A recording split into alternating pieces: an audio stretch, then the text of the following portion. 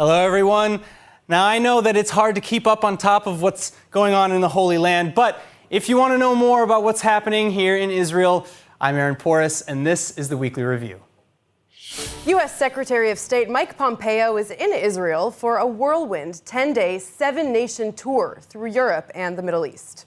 Landing in Israel on Wednesday evening, Pompeo's last diplomatic tour before a new administration takes the White House has a jam-packed schedule. More in the next report. With just 2 months to go until Joe Biden, the projected president-elect, takes the hot seat, the Trump administration is trying to make its mark on U.S. foreign policy. The U.S. Secretary of State landing in Israel on Wednesday evening as part of a 10-day international tour. A first for an acting U.S. Secretary of State, Pompeo visits a winery in a West Bank settlement today. Today I'll get a chance to visit the Golan Heights. The simple recognition of this as part of Israel too, was a decision President Trump made that is historically important and simply a recognition of the reality.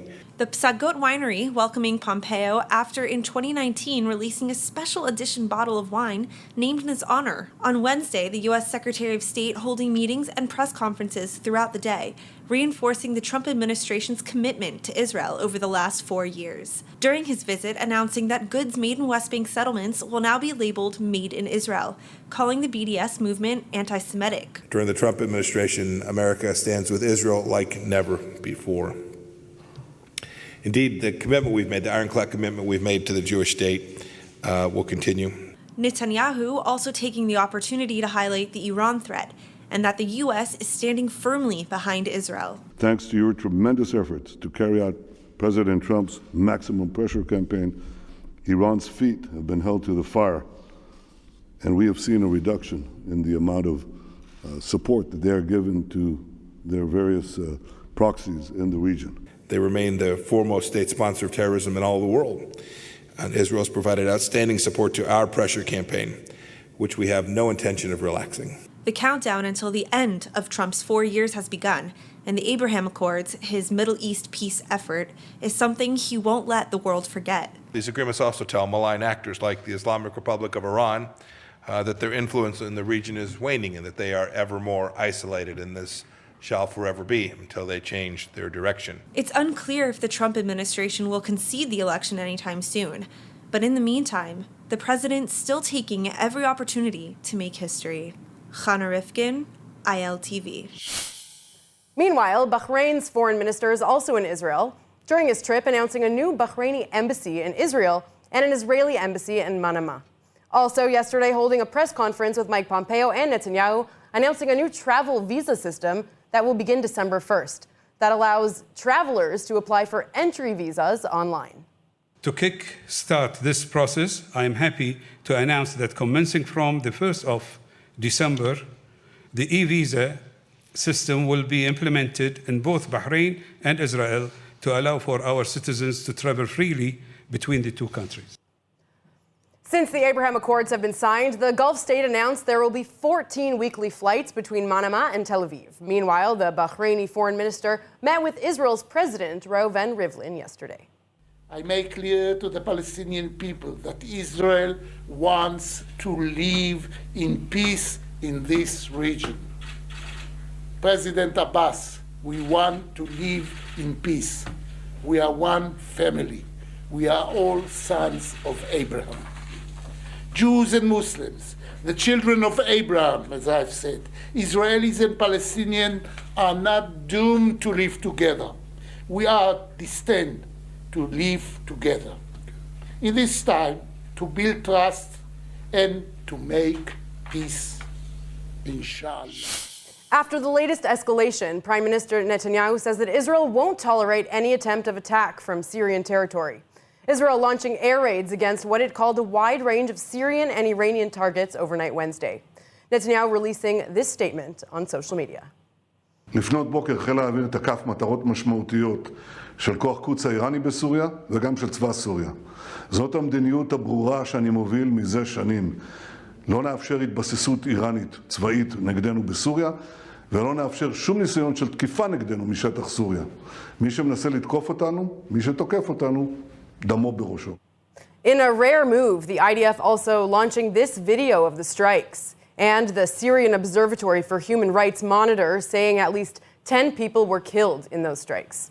The IDF says that the terror cell behind the anti-personnel mines and other IEDs on the Golan Heights is Unit 840, which is being operated by the Iranian Quds Force. Now, while the threat of violence spikes along one border, others are opening up. Bahraini officials landing in Tel Aviv this morning for landmark trilateral talks opposite their Israeli and American counterparts. In the first ever official government delegation to visit the Jewish state, Bahraini Foreign Ministry officials touched down in Ben Gurion Airport at roughly 10:30 Wednesday morning. And this ahead of roundtable talks to broaden the scope of their newly established ties with Israel, brokered by the Trump administration. Israeli Foreign Minister Gabi Ashkenazi greeting Bahraini Foreign Minister al-Zayani and U.S. Middle East envoy Avi Berkowitz, who was also on the flight, at the runway. Ashkenazi saying the time has come to pursue new policies and comprehensive solutions to the long-time conflicts and instability in the region. And pursuant to that goal, the diplomats also set to meet later with Prime Minister Benjamin Netanyahu and United States Secretary of State Mike Pompeo, where a number of bilateral agreements will also be signed. And in fact, Bahraini officials have already requested and received permission to open an embassy in the Holy Land, while Israel announces the inverse for Manama, among other agreements. I was pleased to convey to Minister Ashkenazi the Kingdom of Bahrain's formal request to open an embassy in Israel, and to inform him that Israel's reciprocal request for an embassy in Manama has been approved. This is a process which I hope can now move forward relatively quickly. I'm happy to announce that we agreed that from the 1st of December, by the end of this year, Bahraini citizen will be able to apply online for a visa to visit Israel. We will soon start direct flights between our countries, allowing our citizens to visit and learn and to explore and to invest in both countries. Inshallah, salam alayna wa alaykum. Welcome. But wait, there's more. Despite years of deteriorating relations, a breaking reversal announced from Ramallah on Tuesday evening. The Palestinian Authority revealing that it will be renewing both security and civil ties with Israel, which had been cut months ago as protest against planned annexations in Judea and Samaria or the West Bank. PA Civil Affairs Minister Hussein al-Sheikh lauding the reconnection in Arabic media overnight, explaining that it comes after petitioning the Israeli government in recent days regarding ongoing agreements. وصلنا اليوم رسالة رسمية من الحكومة الإسرائيلية تعلن التزامها بالاتفاقيات الموقعة بين إسرائيل ومنظمة التحرير الفلسطينية. أنا برأيي بأنه هذه الرسالة ربما يعتقد البعض أنه ما سأقوله في نوع من المبالغة، ولكن من يقرأ التاريخ لا يدرك أهمية هذه الرسالة. هذه هي الرسالة الأولى في عهد نتنياهو. نحن الآن أمام إدارة جديدة في الولايات المتحدة الأمريكية. إدارة نحن نأخذ ما أعلنته هذه الإدارة في برنامجها الانتخابي، سواء من الرئيس المنتخب أو نائبته، وتحدثوا أن الصفقة لم تعد موجودة وهم غير ملتزمين بالصفقة اللي مقصود صفقة القرن، مكتب المنظمة، القنصلية في القدس، المعونات للأونروا إلى آخره. هذه بحد ذاتها تشكل بالنسبة لنا نافذة إن لم تكن بوابة لعودة العلاقة بيننا وبين الإدارة الأمريكية الجديدة بعد 20 من يناير القادم. All right, in other news, a tragic accident to the south in Ashdod, an explosion at a local metal recycling plant leaving 2 dead and at least 2 more injured Tuesday morning. Magen David Adom paramedics saying that they were greeted with destruction upon arrival to the scene, where they pronounced the 2 deaths and urgently evacuated survivors with injuries to their limbs. Now, according to initial investigations, the blast appears to have been a workplace accident with 2 gas canisters going up in flames. But the cause of the canister's initial ignition is still unknown. What is suspected, though, according to sources close to the incident, is that the business may have been operating without a license. Speaking of explosions, Israeli Ambassador to the United States Ron Dermer now joining the chorus of other Middle Eastern diplomats making explosive comments regarding President-elect Joe Biden's likely approach to Iran. Nittany Manson reports. There's much speculation regarding President-elect Joe Biden's position on Iran and, by extension, the JCPOA nuclear deal. Biden has often indicated that he would look to re-enter the deal after President Trump withdrew the United States from it in 2018 and instead reinstated economic sanctions. Israel and her new allies in the Arab Gulf, then, are hoping to moderate Biden's stance. Israeli ambassador to the U.S. Ron Dermer and his counterparts in the UAE and Bahrain now issuing a joint statement arguing that the return to the Joint Comprehensive Plan of Action would be a mistake, while urging Biden to re-examine the reality in the Middle East before making any decisions. Beyond warnings, though, other real actionable measures that Dermer says will put the U.S. in a better negotiating position are outlined, including continuing to broker ties between Israel and Arab neighbors. The statement urging Biden to sit with allies in the region and talk to us in order to get a common position on Iran, not only in the nuclear issue, but also on Iran's aggression in the region. Prime Minister Netanyahu, for his part, just speaking of his future with the new administration and saying he plans to speak with the president-elect soon. Nittany Manson, ILTV. Moving on, ask and you shall receive. CNN anchor Christiane Amanpour apologizing Monday evening for comments made last week in which she compared President Trump's actions to that of the Nazi regime and pogroms. The apology coming in the wake of harsh criticism from Israeli and Jewish authorities worldwide, calling the false equivalence to be a belittling and minimizing distortion of the immense tragedy of the Holocaust that only encourages anti-Semitic voices. Well, Amanpour is now admitting that she should not have juxtaposed the two thoughts, Hitler and his evil standing alone, of course, in history, and adding that she regrets any pain her statements may have caused. That said, Amanpour went on to qualify her statement, saying that she was just trying to show how democratic values can slip away and must always be zealously guarded. Little by little, health authorities around the world are learning how to fight COVID in the most efficient ways possible. Well, to that end, the World Leading Hospitals Initiative is hosting a digital conference this Wednesday where leading healthcare professionals from all around the globe can come and compare their notes. And Tel Aviv's Sourasky Medical Center will be headlining the event.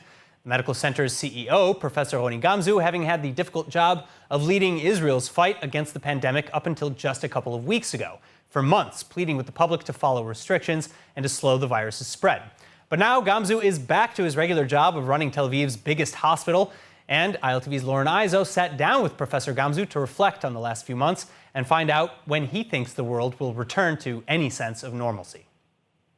Professor Roni Gamzu, thank you so much for joining me today. Thank you so much. So first of all, you're taking part in an international medical conference that's featuring healthcare professionals from all over the world. What is the goal of that conference? To see and to discuss how the corona crisis affects and influence the way that we are operating within hospital around the world. Whether the hospital still are doing okay and they operate in good quality and treating all patients. So the way that a hospital in this area operates concerns a lot governments and decision makers. So we want to discuss it. Can you tell me some of the countries that are taking part in it? We have taken a broad representation from countries all over the world, China from one side, the United States from the other side, as well as countries all around Europe. We think that in order to understand what's going on in the COVID crisis, you have to look for many angles. So in comparison to the countries that you just mentioned, where is Israel ranking in there? How does Israel compare in terms of its COVID-19 response? You know, Israel has went through a first wave, and we have done lockdown, and we reacted very fast. And then we experienced a second wave, I would say maybe the earliest. So we know what to expect, and we have a lot of experience in how to deal with and the way that you operate the entire country within this crisis. So have we found that balance? Are the lockdowns really effective? I think we are getting into the right equation. We understand better how to deal with Corona and how to live with it. We know that we cannot stay in lockdown forever, and we cannot reduce numbers to zero there. So we have to live with Corona. We are saying dance with Corona. Are we headed for a third lockdown? Our goal should be to avoid a third lockdown. We have a good chance to avoid a third lockdown, and this is what any country in the world should put their aim at. Is that because we have a vaccine on the way? Is that what you're referring to?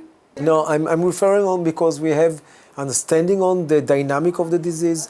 of the epidemic, we have better infrastructure to cut the chain of infection, and we have more technologies. And we understand in order to cut the chain of infection, we have to diagnose and do more and more testing to put our finger on the asymptomatic cases that are spreading the disease on a quiet base. So you're saying we need to do more testing? For sure. More than we're doing right now?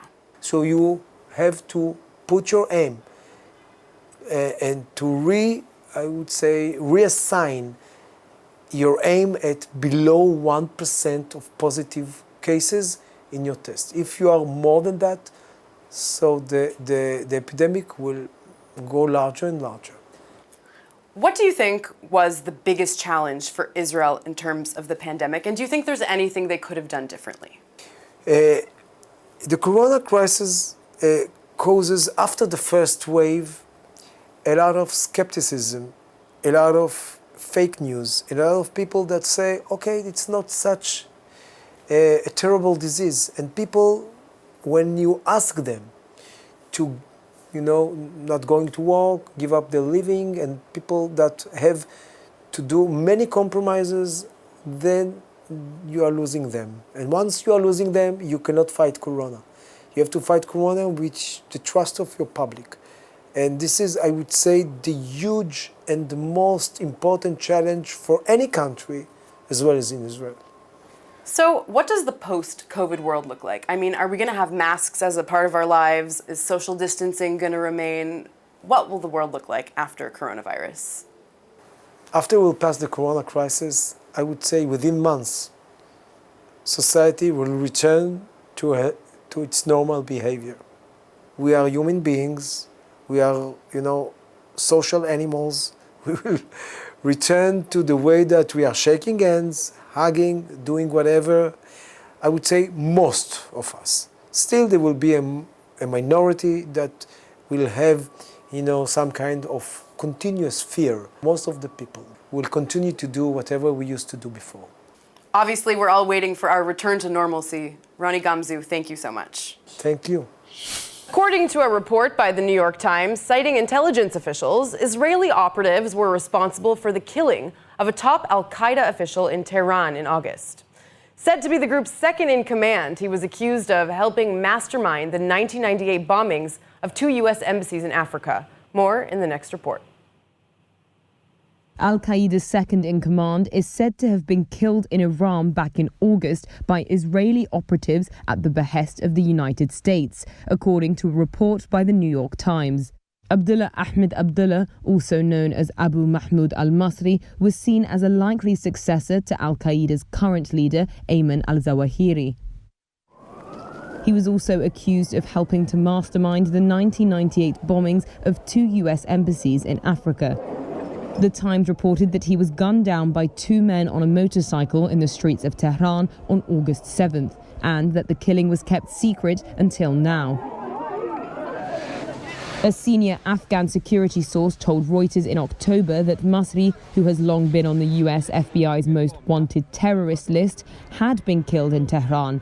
But Reuters could not corroborate that information. It is unclear what, if any, role the United States had in the killing. On Saturday, Iran denied the report, saying there were no, quote, al-Qaeda terrorists on its soil. The White House National Security Council did not immediately respond to a request for comment, and the Israeli Prime Minister's office said it was not commenting. All right, now speaking of the economy, the Israeli Energy Ministry is now unveiling plans to create thousands of new jobs as part of an updated national energy efficiency outline. At a projected price tag of 1.5 billion shekels, the plan promises to cut emissions in Israel by 17% by 2030, as well as to eliminate the need to build power plants that incur high construction costs and eat up tons of real estate. Of course, Ministry Director General Udi Adiri explains that it's going to need a lot of help to get done, including government approval, a budget, and the establishment of a new energy efficiency index, as well as other public investment bodies and support measures or regulations. Now, if you're anything like me, moving to Israel has had its ups and downs, but finally, one of the drawbacks is being addressed appropriately. 7-Eleven convenience stores are set to make their way into the Holy Land, and I'll finally be able to get my slushie on. Chana Rifkin with the story. Longtime staple for midnight snacking in the US and 20 other countries, now closer than ever to making its Israel debut. The 7-Eleven convenience store franchise now in late stages of negotiation with Israeli companies Fox and Electra to open roughly 250 branches across the Holy Land, much to the excitement of expats everywhere. Electra saying in a report that the plan is to first sign a non-binding memorandum of understanding, after which the details of the franchise agreement will be worked out. But as exciting as this is, American expats waiting for some of their favorite snacks to arrive with the 7-Eleven brand may be in for a bit of a surprise. The chain stocks slightly different products depending on the country hosting it, and Israel, for one, will likely require an entirely kosher selection. Finally, just in time for the Israeli Sig holiday celebrations, another reason to cheer. Israel introducing its second ever would-be astronaut. In an address at the president's residence on Monday, President Reuven Rivlin offering his well wishes to spaceman hopeful Eitan Stive, as well as his thanks to the Ramon Foundation for supporting the initiative. זהו יום של שמחה לאומית וגאווה אדירה. בעוד שנה תהיה לנו הזדמנות להשתתף במסע לתחנת החלל הבינלאומית. מסע מרתק אל טכנולוגיה, מדע, חינוך ורוח אדם. כילד בלילות חשוכים, ישבתי, הבטתי למעלה לכוכבים, וחיכיתי בסבלנות לראות כוכב נופל. מה יש שם מעבר למה שרואות העיניים? Well, Stive, a former Israeli fighter pilot, is due to finally realize his childhood dreams, inspired in part by Israel's first astronaut and Stive's personal friend, Ilan Ramon. Stive is scheduled to take off late next year en route for the International Space Station, where he's set to stay for just over a week. And should his mission be successful, he'll be one of the oldest astronauts on record, as well as Israel's first astronaut to return safely. Ilan Ramon and the 6 other crew members of the Columbia Space Shuttle were killed in 2003 when the shuttle tragically exploded just minutes into re-entry towards Earth. And that's it for ILTV's Weekly Review. I'm Aaron Porras. See you next week.